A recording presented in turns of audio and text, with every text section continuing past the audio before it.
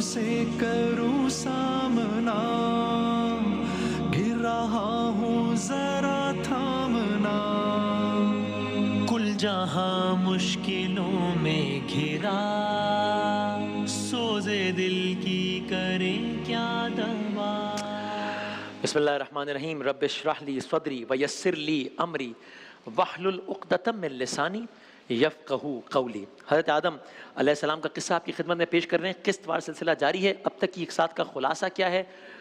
अल्लाह ताला ने तख्लीक़ कायनात की, अल्लाह ताला ने तख्लीक़ इंसान की, अल्लाह ताला ने तख्लीक़ हज़रत आदम की। अल्लाह ताला ने सबको कहा इसको सजदा करो, सब ने सजदा किया। एक ने सजदा नहीं किया, इब्लीस था।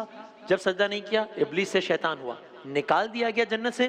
फिर क्या किया? अल्लाह ताला से इख्तियार लेकर निकला कि मैं लोगों को गुमराह करूंगा। अब ये इख्तियार लेकर निकला है और वार करने की तैयारी कर रहा है।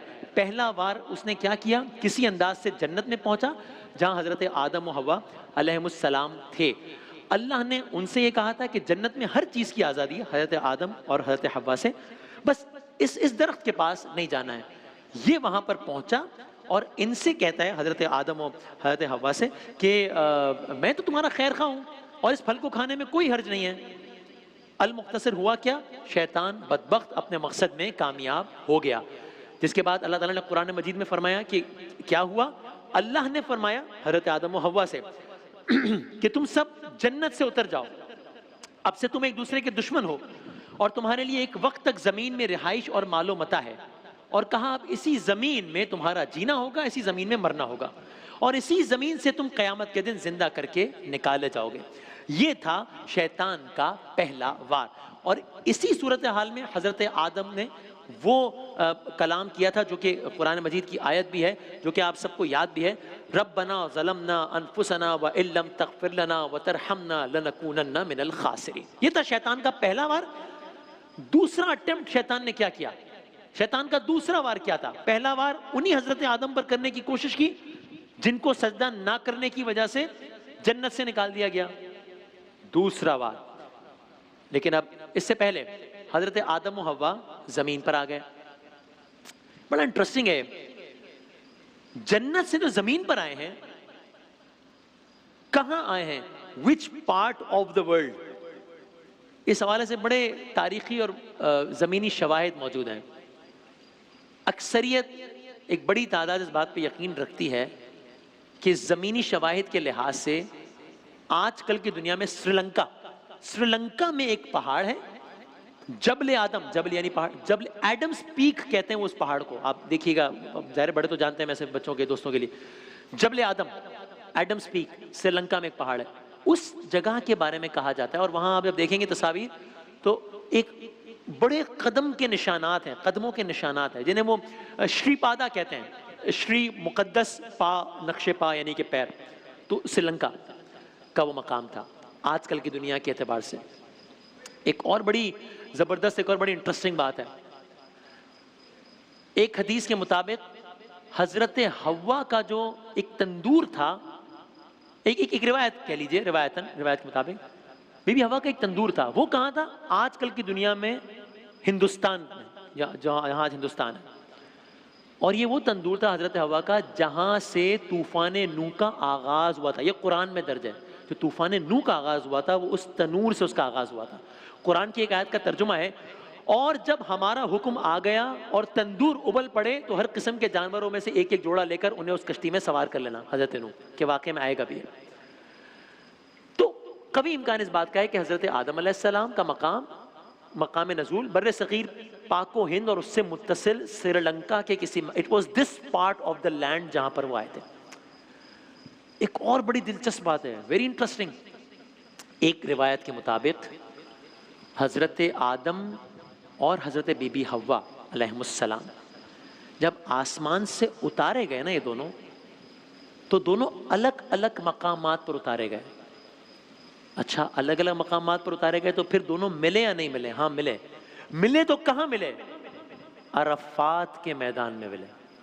जिस मैदान को हम मैदान अरफात कहते हैं, जहाँ हज का ज़ाहिर एक अहम तरीन मामला, इसीलिए उसको मैदान अरफात कहते हैं। आपस में तारुफ हुआ, इस तारुफ से ही उस मैदान का नाम अरफात बना, एक दूसरे को पहचानने का मैदान। تو اب جب انشاءاللہ بہت جلد مکہ اور مدینہ کی رونقیں اس انداز سے بحال ہوں گی اور سب کو جانے کا سعادت حاصل ہوگی انشاءاللہ، جب وہاں جائیں میدان عرفات کا اس بارے میں جائیں یا سنیں تو یہ ذہن میں رکھیے گا۔ اچھا اب کیا ہوا؟ حضرت آدم علیہ السلام، حضرت بی بی حوا کے زمین پر اتارے جانے کے بعد جہاں پر ان کا قیام تھا وہ اس دنیا کی پہلی بستی تھی، وہ یار پہلے انسان تھے۔ کچھ اور بڑے زبردست فیکٹس ہیں، کچھ روایتوں کے مطابق حضرت آدم کا جو قد تھا بہت دراز قد تھے، 160 فٹ طویل تک کہا گیا، 160 فیٹس۔ عمریں کتنی تھی؟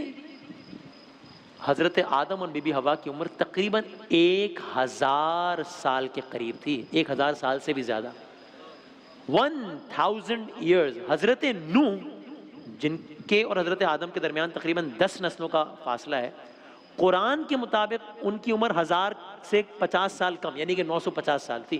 اس زمانے میں یہ عمریں ہوا، 1000 سال پہلے کی بات، ٹھیک۔ اچھا، حضرت آدم کے 3 بیٹے تھے، حابیل، قابیل، شیس علیہ السلام۔ حضرت شیس علیہ السلام یعنی کہ ان تین بیٹوں میں جو حضرت آدم کے جو یہ 3 بیٹے تھے، ان میں حضرت شیس علیہ السلام اللہ کے نبی بنے، حضرت آدم کا۔ اور حضرت شیس علیہ السلام حابیل اور قابیل سے چھوٹے تھے، 3 بھائی، حابیل، قابیل، شیس علیہ السلام۔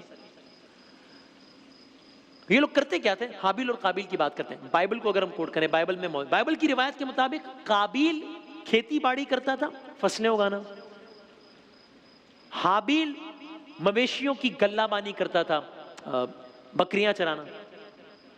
وقت گزرتا گیا، یہ دونوں بڑے ہوتے گئے۔ حابیل اور قابیل جب بڑے ہوئے، ایک بات میں دونوں میں ڈسپیوٹ ہو گیا، تنازع ہو گیا دونوں بھائیوں میں۔ روئے زمین پر یہ کہہ سکتے ہیں پہلا تنازع، حابیل اور قابیل میں تنازع ہو گیا۔ تنازع کیا تھا؟ اس تنازع کے نتیجے میں جو کچھ ہوا وہ بہت ہی بڑی ڈیولپمنٹ تھی۔ تنازع کیا تھا؟ مختلف روایات ہیں۔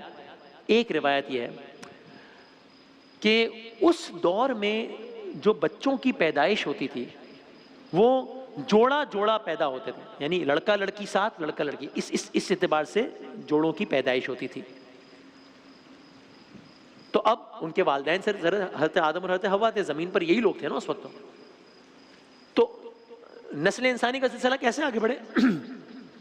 اس لیے نکاح کے لیے یہ طریقہ اپنایا گیا تھا کہ ساتھ رہے گا میرے، ایک جوڑے میں جو لڑکی ہوگی وہ دوسرے جوڑے کے لڑکے سے اس کا نکاح ہوگا، یعنی جوڑے جوڑے پیدا ہو، لڑکا لڑکی لڑکا لڑکی، تو یہاں جو لڑکا ہوگا اس کی اس لڑکی سے شادی ہوگی، نکاح ہوگا، اینڈ وائس ورسا۔ تنازع کیا ہوا؟ مسئلہ کیا ہوا؟ کہتے قابیل کی بہن قابیل کے ساتھ جو پیدا ہوئی وہ زیادہ خوبصورت تھی، تو قابیل نے اس طے شدہ قانون کو وائلیٹ کرتے ہوئے، اس کو توڑتے ہوئے اپنے ساتھ پیدا، اب یعنی قابیل کے ساتھ جو لڑکی پیدا ہوئی اس کا نکاح کس کے ساتھ ہونا چاہیے تھا؟ حابیل کے ساتھ پیدا ہونے والا، یعنی حابیل کے ساتھ ہونا چاہیے تھا۔ قابیل نے اس رول کو وائلیٹ کیا، اپنے ساتھ پیدا ہونے والی لڑکی کا نکاح اپنے بھائی حابیل سے ہونے پر اعتراض کیا۔ بھائی کا بھائی سے جھگڑا ہے روئے زمین پر پہلا۔ بات بڑھتی گئی، معاملہ کسی طور حل نہیں ہوا، یہاں تک کہ قابیل نے، نبی کا بیٹا ہے، نبی کی بات سننے سے بھی انکار کر دیا، اپنے والدین کی بات ماننے سے انکاری ہو گیا، نہیں، اس پر انسسٹ کرتا رہا، اسی پر بضد رہا کہ اب میں اپنے ساتھ پیدا ہونے والی لڑکی سے ہی نکاح کروں گا۔ کیا کریں؟ تنازع شدت اختیار کر گیا، معاملہ حل ہی نہیں ہو رہا۔ طے یہ پایا کہ یہ جانتے ہیں کہ اللہ کیا چاہتا ہے۔ یہ کیسے جانے کہ اللہ کیا چاہتا ہے؟ ایک اصول تھا اس زمانے میں، ابھی تو دنیا نہیں ہے۔ طے پایا دونوں اللہ تعالیٰ کی راہ میں قربانی دیں گے۔ وہ کیسے دیں گے؟ اس کا بھی اصول تھا۔ طے پایا جس کی قربانی قبول ہوگی بس پتہ چل جائے گا کون حق پر ہے یا نہیں۔ یہ کیسے پتہ چلے گا کسی کی قربانی قبول؟ اس کا بھی اصول تھا۔ کیا تھا؟ عرض کرتا ہوں۔ طے پایا کہ اللہ کے حضور ہم دیں گے مل کر قربانی، جس کی قربانی قبول ہوگی اس کی بات مان لی جائے گی۔ اب ان کے درمیان یہ طے پایا کہ اس تنازع کے حل کے لیے ہم دونوں اللہ کی جناب میں قربانیاں پیش کریں گے۔ طریقہ کیا رائج تھا قربانی پیش کرنے کا؟ وہ یہ تھا کہ بھائی دونوں اپنی اپنی قربانیاں ایک ایک جگہ پر رکھ دیں گے، یہ طریقہ من جانب اللہ رائج تھا کہ آسمان سے ایک آگ آتی اور اس قبول ہونے والی قربانی کو بھسم کر دیتی. یعنی آسمان سے، اور باقاعدہ اس کا تذکرہ ہے قرآن میں بھی، ظاہر تذکرے کا وقت نہیں، تو یہ باقاعدہ طریقہ کار رائج تھا کہ جس کی قربانی قبول ہوگی اس کی سائن کیا ہوگی، آسمان سے آگ کا ایک شعلہ آئے گا، اس قربانی کو کھا جائے گا، یعنی کہ اس کی قربانی قبول ہو گئی. اس کا مطلب یہ ہوتا ہے کہ اللہ نے قبول کر لیا. اس کے بارے میں قرآن کی ایک آیت کا ترجمہ کیا ہے، اے محمد صلی اللہ علیہ وآلہ وسلم، ان کو دو بیٹوں یعنی حابیل اور قابیل کے حالات جو بالکل سچے ہیں پڑھ کر سنا دیجئے. جب ان میں سے ایک نے اللہ کی جناب میں کچھ قربانیاں دیں تو ایک کی قربانی تو قبول ہو گئی، دوسرے کی قبول نہیں ہوئی.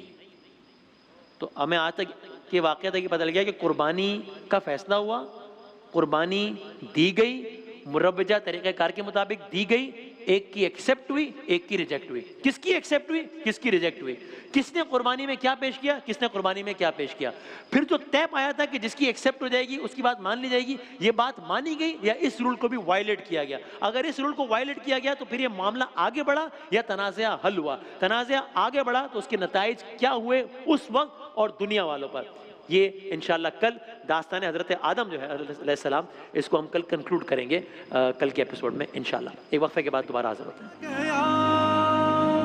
بن کے رحمت یہ پھر چھا گیا، کیسے تجھ سے کروں سامنا، گر رہا ہوں ذرا